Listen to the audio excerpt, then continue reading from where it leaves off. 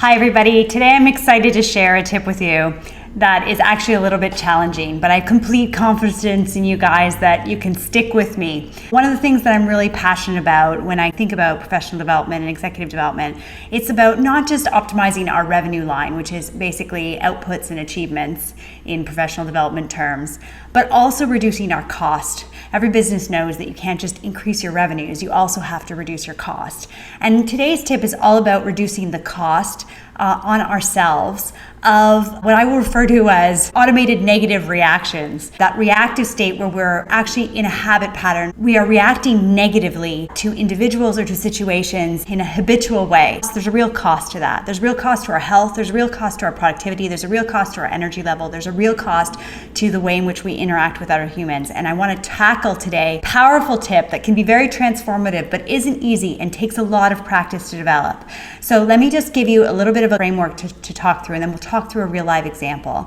So one of the things that I've observed with my clients is that by the time they come to me and talk to me about a situation where they're in an automatic negative response pattern, it's been going on for a long time. And oftentimes it's related to a specific individual, but it could be related to a specific task as well. But I'll give you an example as it relates to a specific individual. So sometimes they'll come to me and it will be a specific individual and they'll have really rational explanations for why this person triggers a negative reaction from them. And it can be a very long list of very rational sounding things that sound like the person is a bad person. The problem with this is that generally the other person has the same list. So a lot of times what happens is we're not very creative. So for instance, we are in a meeting, we feel humiliated. So the next time we humiliate them. So then they take an assertive position and are aggressive with us. Then we're aggressive back. Then they were passive aggressive. Then they're passive aggressive. I mean, basically it's like watching a sword fight. I mean, all that it is aggression, defense, aggression, defense, aggression, defense. And so it's maybe all very rational, but the reality is the other person has the exact same position. Sometimes, interestingly enough, there's as an intense automated negative response, but there's actually not a lot of data points. And then I hear things like, I can feel it. I know that type.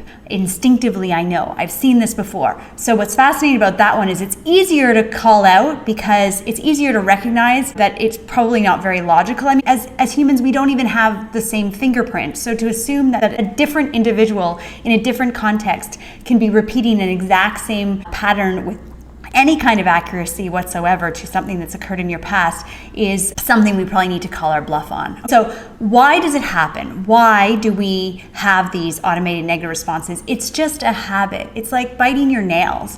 Basically, your brain is really great and amazing. It automates everything it can. If it sees the same pattern a number of times, it automates it. And that's great. That's how we all can drive and talk at the same time. I mean, when you first start driving, you can't talk because you're trying to focus on all the activities that are simultaneously going on, and then you're able to talk and drive. And so it's great, our brain automates. The problem is if it automates something, we no longer give it any thought, we no longer question it. And if it automates something negative, then we get stuck in this frustrating pattern of behaviors that we do not want to exhibit that keep showing up for us. We don't want to exhibit them and we don't want to feel them. Okay, so how do we address it? First, you have to create a pause point. And the second is that you have to force an analysis. And the third is that you have to plan your action. So let me explain. My acronym for creating the pause is ANSWER. So normally, as I described, it's aggression, reaction, aggression, reaction. So in order to stop the craziness, we need to think about, do I have an automated negative state in my body? So when the person's email shows up in my phone, is there an automated negative state? As soon as I realize I've just had an automated negative state, I don't even know what this email is about, I don't even know what the context of this meeting invite is about, but I have an automated negative state. Then you have to finish the word answer, which is worried enough about my response, okay? Basically it means I am in no position to respond to this. And typically when I ask people what are their coping mechanisms, they're in an automated state and that they shouldn't be responded, they kind of either use de-escalate, delay, or avoid. Those are kind of like the main staple tools that people have, right? They say go for a run to relax, avoid the situation, or write the email and then wait a day and read it over again, right? So those are very common, but I'm going to teach you a new one. So with that answer acronym, you know that you need to create a pause point. But what you do with that pause point is super important. So let me tell you first what you don't do. What you don't do is start asking yourself, why do I feel this way? And do a whole bunch of like self-analysis, okay? We're getting out of ourself, because when we get into ourself, it's a circular loop. What we are gonna do is we are going to get creative and curious about the positive intention behind that person's activity. So this is a little bit hard to do at first, but it becomes very, very, very powerful. And then once you have identified the positive intent or the value that is in that person, that is at the root of the reaction that they just exhibited, which then yielded a reaction from you. Once you understand that, then you can solve for win-win and plan an action that has win-win, that will advance your relationship, different than just delaying, avoiding, or de-escalating. So let me give you a specific example, because I know this is kind of hard. So in one situation, I was taking over a team. It was a big team of people. Okay, so there were people I knew in the team, but there were lots of people that I didn't know. And my supervisor had brought me in to announce that day that he was going to be transitioning the team to me. But we were working on business problems. I was supporting, he was facilitating. We were working on a business problem for a client. And partway through the meeting, which was going well, and this supervisor had good opinions of me. I knew I delivered for him in the past. And partway through the meeting, he mentioned a framework that he thought would be useful to kind of explain the solution, or to elaborate on the solution on. And when he mentioned the name of the framework, I didn't really immediately understand what he was referring to.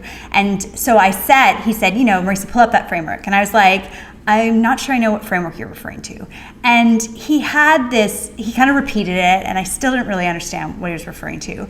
And then he had this really overreaction in front of a room full of people that sort of said, how could you not know that? I mean, we've used that before together, and fine, I'll get it myself, and kind of this really crazy overreaction. And it was humiliating for me, right? Because it was like, it's like a new team, and it was humiliating.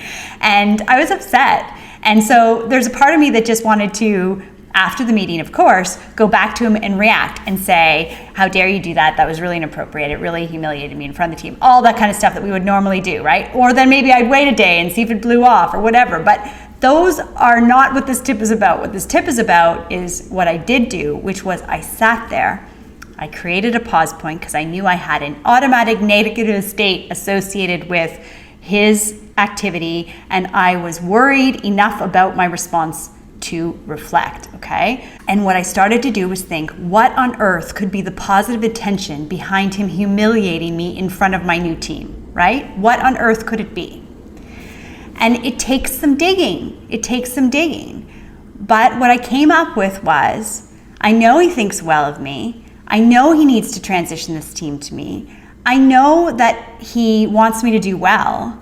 So I probably made him look bad, or made him worried that the team was not going to embrace me because I didn't look smart in that moment, because I didn't know what framework he was referring to. And so the positive intention behind his aggression to me was that he wanted me to do well, and he wanted the team to embrace me as smart. And so then I planned my action. So instead, when I went to meet him, I said, hey, I'm really sorry I didn't remember that framework. You had a pretty intense reaction. I was trying to figure out why that was your reaction, and I guess I kind of might have made you look bad, or you started to get worried that the team wasn't going to think I'm smart. I totally know the framework you mean, and don't worry, I am going to build the credibility with the team, and I really appreciate the opportunity to take on this team. And he said, yeah, you know what? You're right. And I'm sorry. I'm really sorry that I kind of blew up. I was just kind of frustrated. And yeah, no, you're probably right. I was kind of worried, but no, I know you can do this. And so instead of just avoiding this, we actually enhanced our relationship. That's my tip for today. I know it takes practice. I recommend you practice with people you love, people that you respect, and then slowly work your way up to people that you really have had a lot of history of negative reactivity with. As always, please share this if you like it, and I really hope it is useful. Thanks a lot, and have a great week.